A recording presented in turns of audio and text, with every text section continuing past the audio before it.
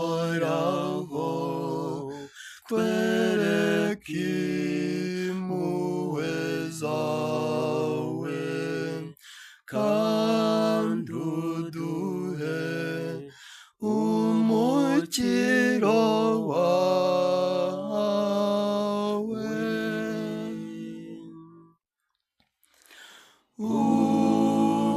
Uhoraho twereke impuhwe zawe kandi uduhe umukiro wawe.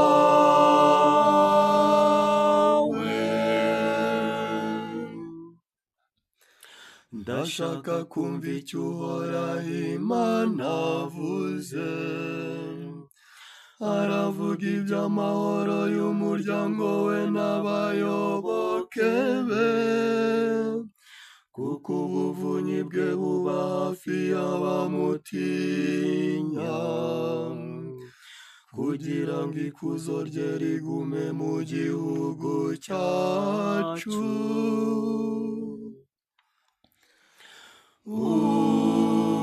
Uhoraho twereke impuhwe zawe kandi uduhe umukiro wawe.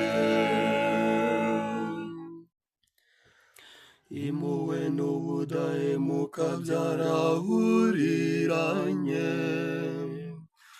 ubutabera n'amahoro birahoberana, ubudahemuka buzamera busagambe ku isi,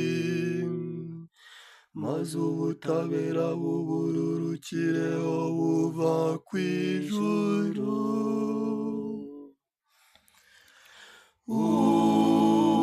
Uhoraho twereke impuhwe zawe kandi uduhe umukiro wawe.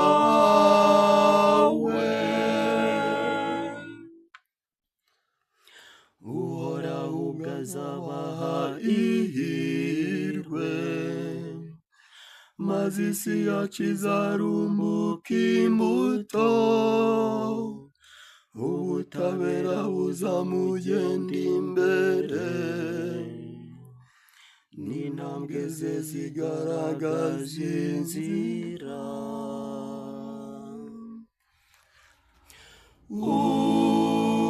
Uhoraho twereke impuhwe zawe kandi uduhe umukiro